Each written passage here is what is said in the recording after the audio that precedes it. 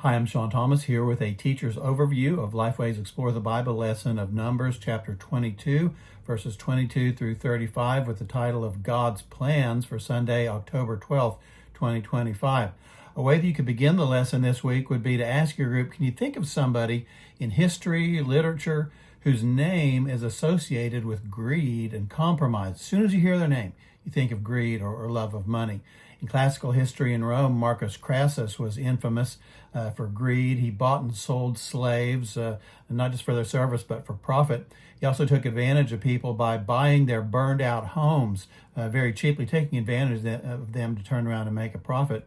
More recently, Charles Ponzi's name has become infamous. Ponzi would promise investors 50% profit within 45 days, and he would repay his old investors with money from his new investors until the scheme finally caught up with him.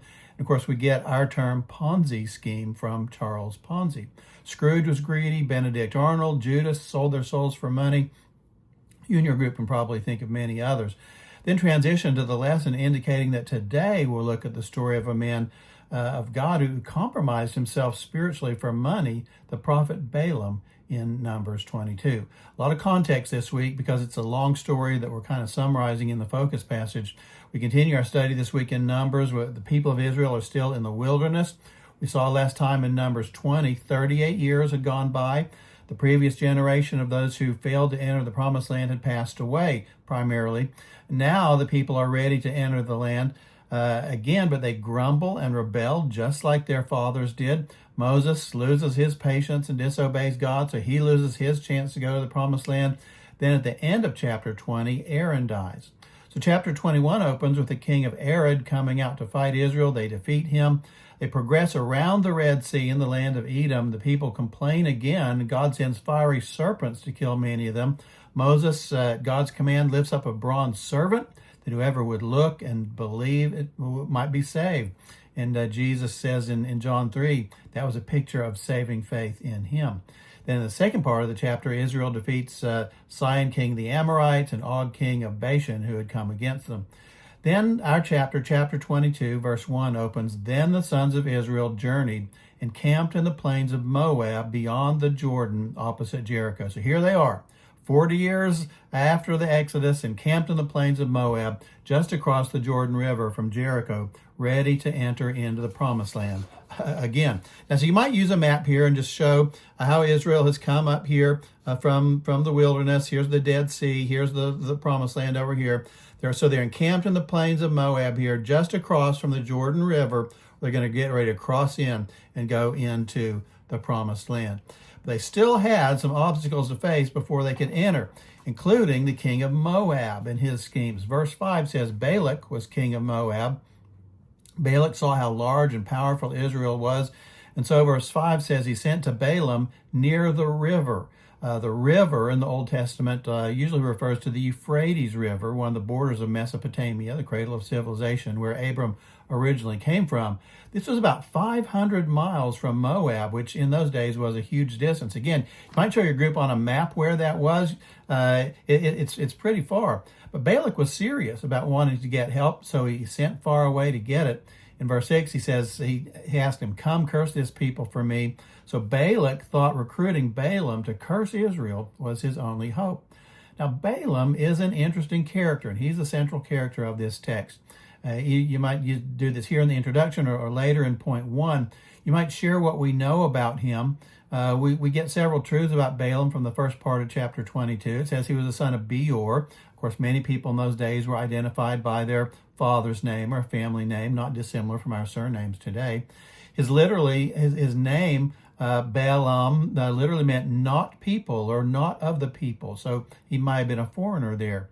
He was living at the city of Pethor near the Euphrates River. And interestingly enough, as we see in the text, he knew Yahweh. He says in verse 13, the Lord refused to let me go with you. Lord is in all four caps here. That means it's Yahweh, as we've seen. So he knew Yahweh. He was talking to Yahweh. So Yahweh is known beyond Israel, which is interesting too. Of course, this is the area that Abraham came from, so perhaps shouldn't be too surprising to us.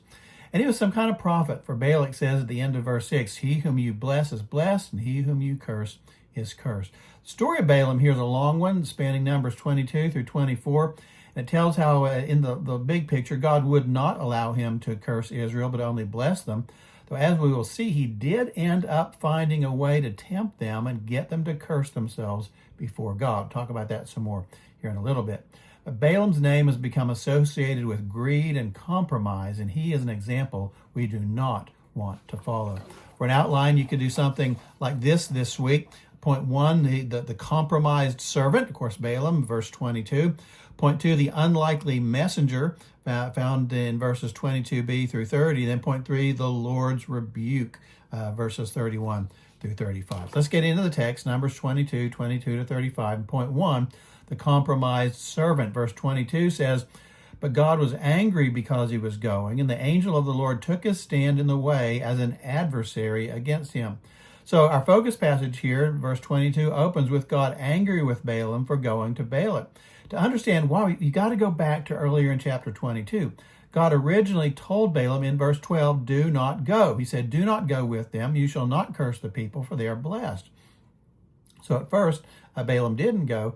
But then it says Balak sent more prominent men, more money to bribe him. He asked Balaam again. And Balaam kind of waffled. He goes, even if you give me more money, I can't really say anything God won't let me say. It's like kind of reading between the lines, like he wanted to do it, but he knew God wouldn't let him. God eventually did let him go, but as we see here in verse 22, he was angry with him. Balaam's heart was not right with God, and he was not for his people. Rather, he wanted the money that Balak was offering him. And as we see the story that unfolds, he will keep looking for an opportunity to curse Israel and get money. And he finally did find a way, as we will see. So Balaam was a prophet. He really did communicate with Yahweh, as we saw in the introduction, but he had a love for money in his heart, which compromised him as a servant before God. Now, to dig a little deeper, you might do this exercise. You could have some group members read these New Testament scriptures that refer to Balaam, and then ask your group, what do we learn about Balaam from these verses? The verses include 2 Peter 2:15. It says, forsaking the right way, they've gone astray, having followed the way of Balaam, the son of Beor, who loved the wages of unrighteousness. Jude verse 11 says, woe to them, for they've gone the way of Cain, and for pay they've rushed headlong into the error of Balaam and perished in the rebellion of Korah. Revelation 2:14 says, I have a few things against you, because you have there some who hold the teaching of Balaam, who kept teaching Balak to put a stumbling block before the sons of Israel, to eat things sacrificed to idols, and to commit acts of immorality. He's writing the church at Pergamum. So what do we learn? 2 Peter 2:15 says Balaam loved the wages of unrighteousness. He loved money.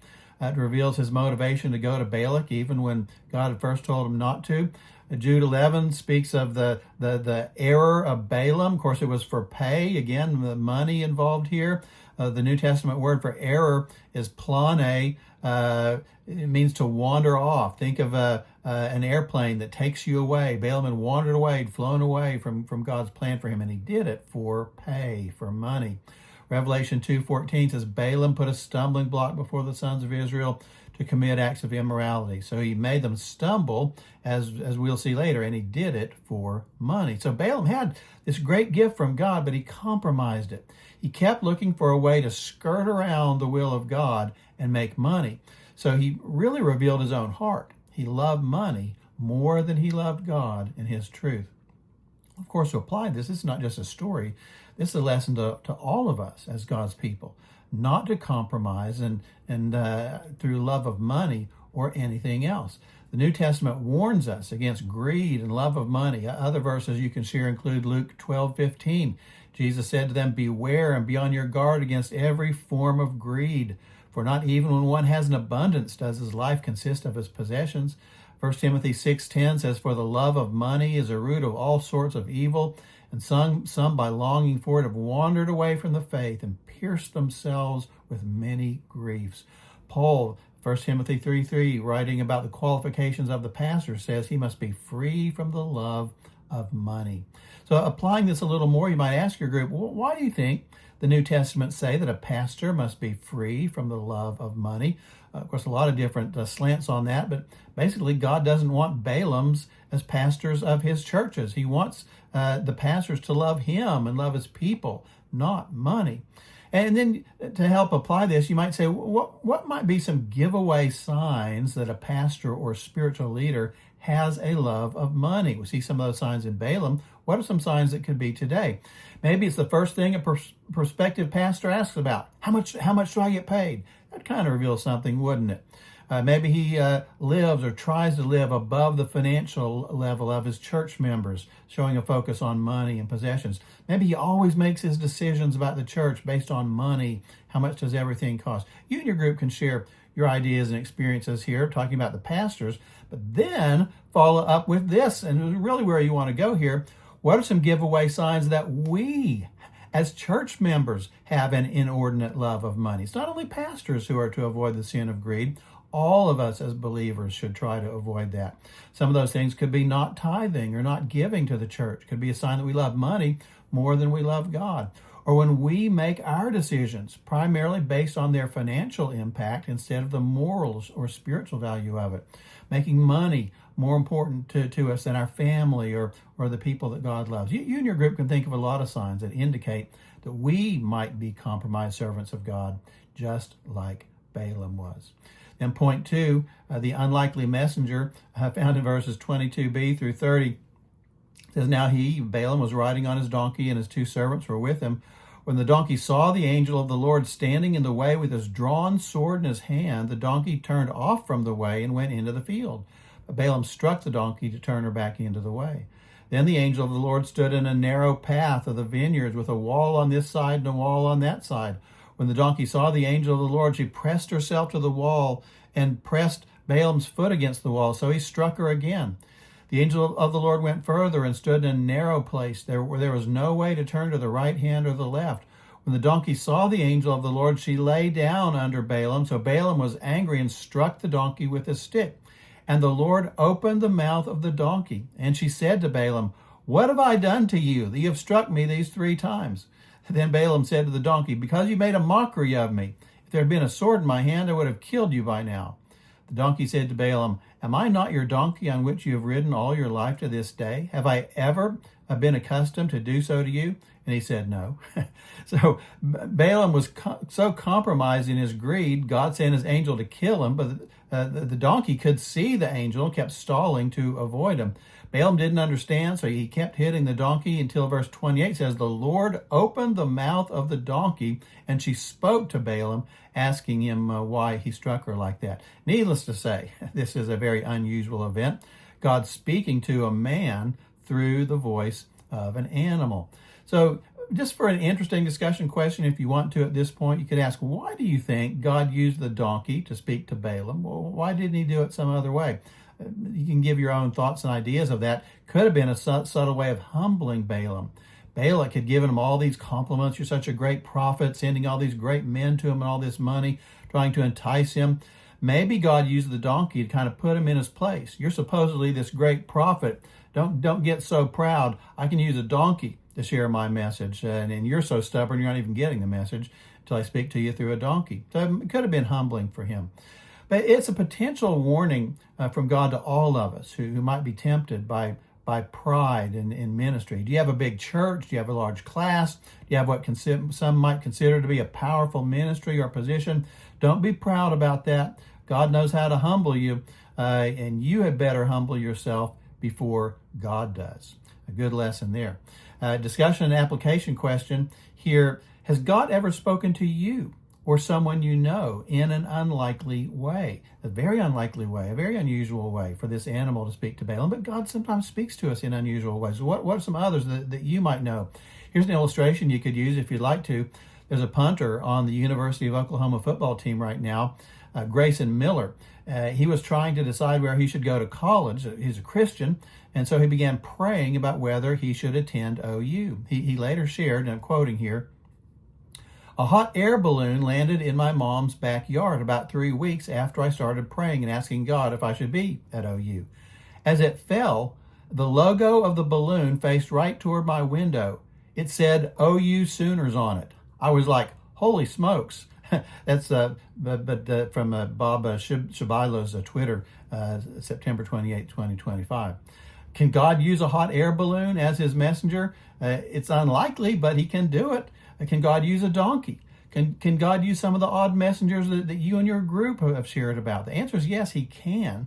And the resulting good news is he can also use us. It ought to be encouraging to us, no matter how unlikely or untalented or unusable we may sometimes feel we are, God can use us. Let my wife Cheryl's testimony encourage you and maybe others in your group. For almost 40 years of my full-time pastoral ministry, Cheryl had never been a public speaker. We just always said she doesn't want the spotlight. She can't do public speaking. She can't teach classes and so on. That's just not her ministry. But since her stroke last year, God has been using her more publicly. She asked to speak to our church in Angleton, kind of shocked everybody, but she asked to speak and thanked them for all the ways that they blessed us in the early days after her stroke. A couple of weeks ago, she was one of the featured speakers at a spiritual growth meeting for small group leaders at Trinity Baptist Norman, where we attend. God used her to share how memorizing Scripture helped her through the dark days, those early dark days of her stroke. Multiple people have come up to Cheryl and I over these last several weeks sharing that what Cheryl said really spoke to them. 3 different people actually said she was so funny, they said she needs to take that on the road. So God can even use Cheryl, always so reluctant to be in the spotlight, as his messenger. God used an unlikely messenger here in Numbers, and he can use us as unlikely messengers too. So lead your group to pray that he will use them to share his message with somebody this week. Point 3, the rebuke of the Lord, verses 31 through 35. Verse 31 says, Then the Lord opened the eyes of Balaam. He saw the angel of the Lord standing in the way with his drawn sword in his hand, and he bowed all the way to the ground. The angel of the Lord said to him, Why have you struck your donkey these 3 times? Behold, I've come out as an adversary, because your way was contrary to me. But the donkey saw me and turned aside from me these 3 times. If she'd not turned aside from me, I would surely have killed you just now and let her live. Balaam said to the angel of the Lord, I have sinned, for I did not know that you were standing in the way against me. Now then, if it's displeasing to you, I will turn back. But the angel of the Lord said to Balaam, Go with the men, but you shall speak only the word which I tell you. So Balaam went along with the leaders of Balak. So it says God opened Balaam's eyes. He saw the angel with the drawn sword in front of him. The angel asked why he struck his donkey, and he says, I've come out as an adversary because your way was contrary to me. To me, those are some of the key words here in this section. Your way was contrary to me. Classic Old Testament scholars Kyle and Dalitz translate it, quote, Your way leads headlong into destruction before me. That was certainly true for Balaam. His way was contrary to God's way. He loved money, as we saw. So he wanted to help Balak and get what he offered him. But his greed was leading him to destruction. The angel of the Lord was standing there with a sword ready to strike him down. Only by God's grace and the intervention of the donkey was Balaam warned off of this destruction. As we will see, his greed still led him to destruction in the end. Balaam offered to go back. Again, God allowed him to continue with a warning, speak only what I tell you. There's plenty of evidence that Balaam's heart still was not right, as we will see. But Balaam's way was contrary to God's way, so God was opposing him. We should all ask ourselves the question here, is there any way in my life that is contrary to God's way? Anything in my morals, anything in the way I do business, anything in the way I treat people, anything in the way I serve God, anything in my attitude, actions, anything. Is there anything in my life that is contrary to God's way? Some of us may have something come right to mind because this is an area where you are disobeying God, missing the mark, which is sin. Maybe you even sense like Balaam did here that God is an adversary to you. You feel like he's blocking you. You feel like he's working against you. And this is why. It's because your way is contrary to God's way. We know Romans 8:31 says, if God's for us, who can be against us? We also need to remember the opposite is true. If God is against us, who can help us? Jonah experienced that. You can't fight God and win. You can't live contrary to God's ways and be blessed. So some of us need to change our ways so that God is not fighting against what we're trying to do. Well, I might share this conclusion, if you have time, just present what Paul Harvey might call the rest of the story. Though Balaam tried to curse Israel from several different directions, he never was able. God would only give him blessings for Israel. But in the end, Balaam did find a way, as I mentioned this a couple times throughout the text, he did find a way for Balak to try to attack Israel. Numbers 25 says a number of the Israelites got involved with Moabite women and worshiped the Baal, the master, the false god of Peor, with them, which led to a plague from God that killed 25,000 of them. How did this come about? Numbers 31:16, Moses says, "Behold, these caused the sons of Israel through the counsel of Balaam to trespass against the Lord in the matter of Peor." So the plague was among the congregation of the Lord. So it was Balaam who advised Balak and Moab to tempt Israel and get them to stumble by getting them involved immorally with the women of the land and turning them from Yahweh to serve false gods. Why would Balaam do this? Well, every sign points to his love of money. The New Testament refers to that. He loved money. He wanted that reward from Balak. So in the end, he came up with a scheme to get it. As a result, Balaam was eventually put to death by Israel. Numbers 31:8 says they killed the kings of Midian along with the rest of their slain, Evi and Rechem and Zur and Hur and Reba, the 5 kings of Midian. They also killed Balaam the son of Beor with the sword. Joshua 13:22 says the sons of Israel also killed Balaam the son of Beor, the diviner, with the sword among the rest of their slain. So it did not end well for Balaam. Israel ended up killing him. And all the special gifts God had given him, special abilities God had given him, did not protect him from that. And of course, the ultimate end of the story for him is going to come even later when he is judged by the Lord for all eternity. An illustration you could use perhaps to close out the lesson or at some other point if you're led to. Agatha Christie was, of course, a well-known mystery writer, but in real life, she went on an archaeological dig to Syria with her husband Max in the 1930s.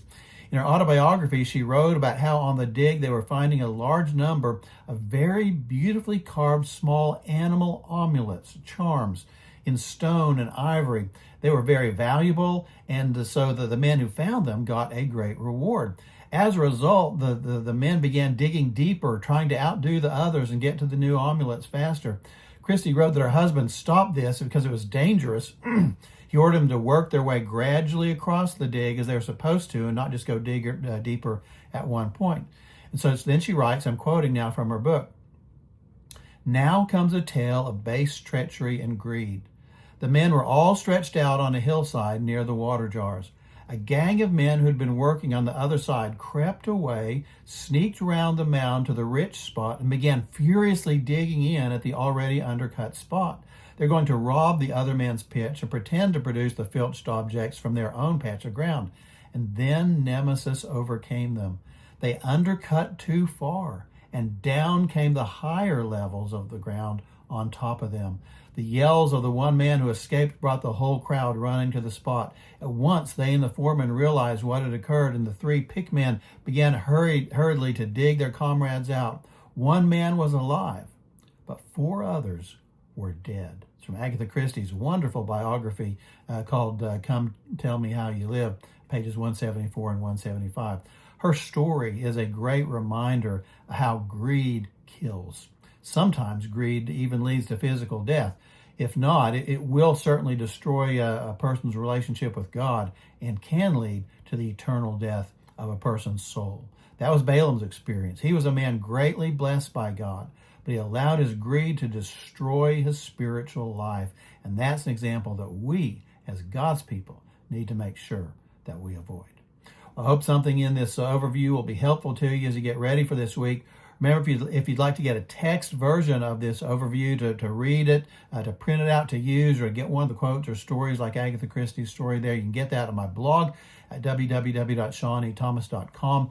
I'll post that address in the comment section below. If you'll hit subscribe to this video, YouTube will automatically send you next week's lesson and you won't have to search for it. And if you write anything in the comment section below, I will pray for you and for your group and any specific requests that you list there by name this week. Per my licensing agreement with Lifeway, these weekly lessons are based on content from Explore the Bible Adult Resources. The presentation is my own. It has not been reviewed by Lifeway. Lifeway resources are available at goexplorethebible.com and goexplorethebible.com/adults-training. And if you have questions about Explore the Bible resources, you can send emails to explorethebible@lifeway.com. Thank you for joining us and hope we'll see you again next week.